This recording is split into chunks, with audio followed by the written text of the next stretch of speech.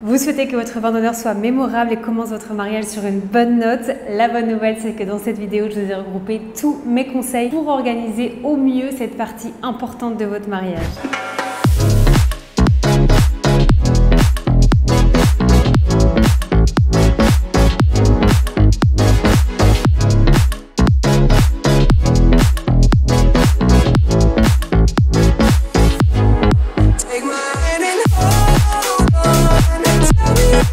Bonjour et bienvenue dans cette nouvelle vidéo. Je suis trop contente de vous retrouver. Je suis Marine Bernard, coach spécialisée dans l'organisation des mariages depuis maintenant plusieurs années. J'accompagne de nombreux couples de futurs mariés dans l'organisation de leur mariage grâce à une méthodologie professionnelle. Et aujourd'hui, je vous propose de vous parler du vin d'honneur. Vous allez découvrir dans cette vidéo comment organiser un vin d'honneur de façon moderne, fluide, tout en pensant à la logistique et en ne faisant pas les erreurs qu'on faisait auparavant. Et pour ça, regardez bien la vidéo jusqu'à la fin parce que chaque conseil va compter. Si en faisant cette présentation, vous vous rendez compte que vous ne me connaissiez pas encore, que vous ne connaissiez pas toutes les vidéos que je partage sur l'organisation d'un mariage, faites pause 2 secondes sur la vidéo et prenez le temps de bien vous abonner à ma chaîne YouTube pour pouvoir ne rien rater des vidéos que je mets en ligne chaque semaine sur des sujets bien différents mais toujours autour de l'organisation du mariage. Alors on va commencer avec un point qui est important, on va parler de la durée parce que c'est vrai que la durée n'a plus rien à voir entre les vins d'honneur d'aujourd'hui et les vins d'honneur d'il y a quelques années. D'ailleurs, je vais faire un bref rappel pour vous dire que les mariages évoluent et changent à une vitesse qui est absolument dingue. Je sais qu'il y en a nombreux d'entre vous qui ont déjà participé à des mariages il y a quelques années, une amie qui s'était mariée, une cousine, etc. Ne prenez pas ces exemples en référence. Alors c'est bien de vous inspirer, de demander comment ça s'était passé, mais sachez que des mariages qui se sont déroulés il y a 5 ans n'ont absolument quasiment plus rien à voir avec les mariages d'aujourd'hui. C'est pour ça que je fais ces vidéos en continu, qu'il faut toujours continuer de regarder ce qui se fait parce que ça change énormément. Pourquoi je vous dis ça?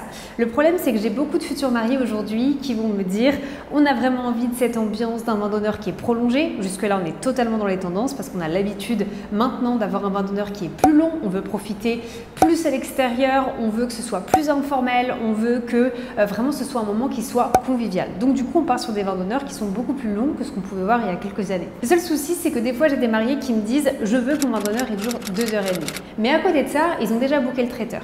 Qu'est-ce que je veux dire par là? Un vin d'honneur, la durée d'un vin d'honneur, elle doit être en accord avec le nombre de pièces cocktail que vous allez choisir auprès de votre traiteur.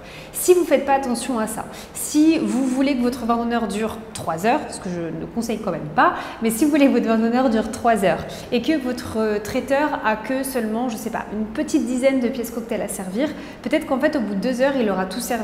Ce qui veut dire que sur la dernière heure de votre vin d'honneur, on va avoir une ambiance qui va totalement redescendre. Pourquoi? Parce qu'il n'y aura plus rien à servir. Donc ce que je veux vous dire, et c'est un peu la complexité quand on organise un mariage, c'est que tout ce que vous allez organiser doit être fait en raccord avec les prestations des prestataires que vous avez bookés. Donc soit il faudra sinon ajouter plus de pièces cocktail, mais ça veut dire que du coup, en termes de quantité, peut-être qu'on ne s'y retrouve pas. Donc revoir aussi le repas après. Enfin bref, ce que je veux vous dire, c'est que on est sur une dynamique vraiment de cocktail prolongé. Beaucoup de traiteurs sont en raccord avec ça, mais c'est pas parce que vous êtes sur un cocktail prolongé que vous pouvez dire je veux tant sans avoir consulté le traiteur parce qu'il y a beaucoup de changements qui pourraient être faits par la suite. Vous le savez si vous me suivez maintenant depuis quelques temps, moi, au cœur de mon accompagnement et du coaching comment organiser mon mariage de A à Z sans wedding planner, je vais vraiment aider mes mariés à aller travailler un déroulé de façon réaliste. Et en fait, le déroulé qu'on va travailler au tout début des préparatifs, il est souvent revu au fur et à mesure des prestations parce que c'est comme ça qu'on va pouvoir l'approfondir grâce aux prestataires que vous allez trouver. Alors bien sûr, moi je suis aujourd'hui, je dirais, et j'ai pas peur de le dire, vraiment calée sur les durées et je suis capable de vous dire combien de temps dure aujourd'hui un vin d'honneur prolongé, mais ça n'empêche que c'est un travail d'équipe. Je vous aide sur toute la structure et ensuite on approfondit avec tous les commentaires que vont nous faire les prestataires au fur et à mesure des préparatifs et c'est comme ça qu'on arrive à un déroulé qui est absolument parfait. Donc pour que vous ayez une idée, je travaille dans le module 2 du coaching et c'est un document qui nous suit sur tous les rendez-vous et même qui nous suit dans tous les modules du coaching parce que je vous apprends comment petit à petit faire un déroulé de façon réaliste pour que ça se passe vraiment comme ça. Point numéro 2, on va parler des photos et là aussi je vais un petit peu revenir du coup sur ce déroulé et sur ma façon d'accompagner mes mariés avec ces photos-là. En fait, je me suis rendu compte cette année qu'on est vraiment dans une dynamique de on veut profiter, mais c'est totalement valable. Vous vous mariez certainement qu'une fois dans votre vie, c'est normal de vouloir profiter de chaque moment. Le souci, c'est que quand on met les photos pendant le vin d'honneur, du coup ça prend une grosse partie quand même du vin d'honneur. Si c'est mal organisé, et pour ça c'est pareil, je peux vous reprendre l'exemple du coaching, la partie des photos, c'est 2 modules du coaching. C'est à la fois le module numéro 4 et c'est à la fois le module numéro 11 parce qu'on va le retravailler à quelques mois du mariage et notamment on va retravailler toute cette partie des photos de groupe. On ne peut pas se dire, parce que c'est là aussi où j'avais envie d'en arriver avec vous, c'est qu'on peut prévoir un temps qui va être avant le vin d'honneur pour ne pas avoir les photos pendant et donc profiter pour vous, les mariés, de chaque instant du vin d'honneur. Donc pour ça, c'est OK.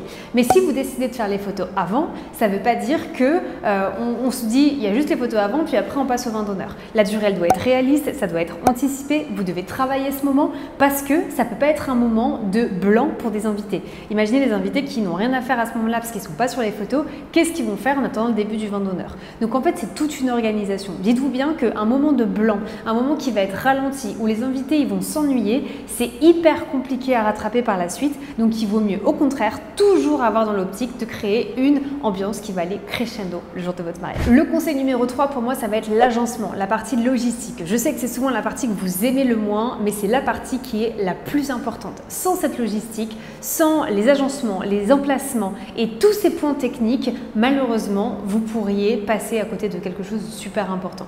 Donc on a l'habitude de travailler des croquis, en tout cas j'espère que vous le faites, dites-moi en commentaire, des croquis pour l'espace repas, donc le dîner de la soirée, mais en fait les croquis il faut en faire pour tous les temps de votre mariage. Cérémonie, vin d'honneur, repas. Plan A, plan B. Les deux doivent être hyper bien travaillés. Un vin d'honneur, mine de rien, qu'est-ce que vous avez envie? Essayez de peut-être mettre encore une fois sur pause cette vidéo et réfléchissez à ça, là, pendant quelques minutes. Qu'est-ce que vous voulez qu'on retienne de votre vin d'honneur? Vous voulez que ce soit un moment comment? Vous voulez que ce soit un moment festif? Vous voulez que ce soit un moment convivial?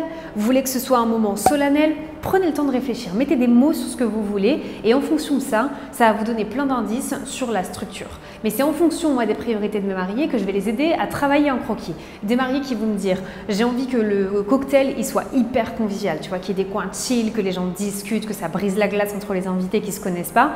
Mais en fait, pour ça, il y a un travail monstre à faire. On ne peut pas placer les choses au hasard. On ne peut pas laisser des invités sans mobilier, sans qu'ils puissent s'asseoir. Mais pour autant, on ne va pas non plus prévoir du mobilier pour tout le monde. Vous voyez ce que je veux dire? Donc c'est toute une stratégie, c'est toute une réflexion en fait qu'il faut mettre en place pour pouvoir créer le moment que vous avez vraiment envie de vivre. Donc c'est pas parce qu'un vin d'honneur c'est plus cool et c'est plus informel qu'il faut pas quand même aller travailler les croquis et travailler toute la logistique. Donc s'il vous plaît, ne passez pas à côté de ça. À partir du moment où vous êtes à la deuxième étape de vos préparatifs, quand vous avez tous vos prestataires, c'est ce qui va faire toute la différence. Et je dis toujours à mes mariés du coaching, on forme une bonne équipe parce que moi c'est ma partie préférée parce que je sais à quel point elle est importante. Donc tout ça par exemple vous retrouvez dans le module 7 du coaching. Quatrième conseil, quand vous avez envie qu'il y ait des interventions pendant votre mariage, ça peut être des animations, ça peut être des surprises, ça peut être des discours, profitez du vin d'honneur. On est de plus en plus à basculer un maximum d'animations, d'interventions, de discours pendant le vin d'honneur plutôt que pendant le repas, justement pour éviter que cette ambiance pendant le repas, elle retombe.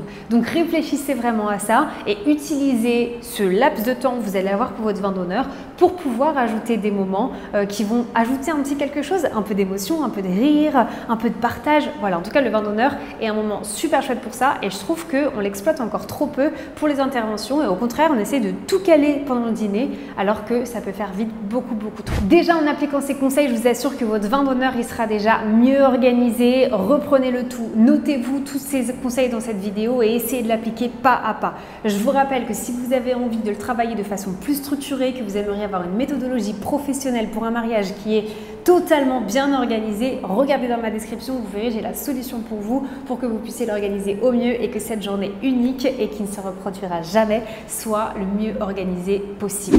Merci encore infiniment, n'oubliez pas de bien vous abonner à ma chaîne YouTube et moi j'ai hâte de vous retrouver la semaine prochaine pour une prochaine vidéo.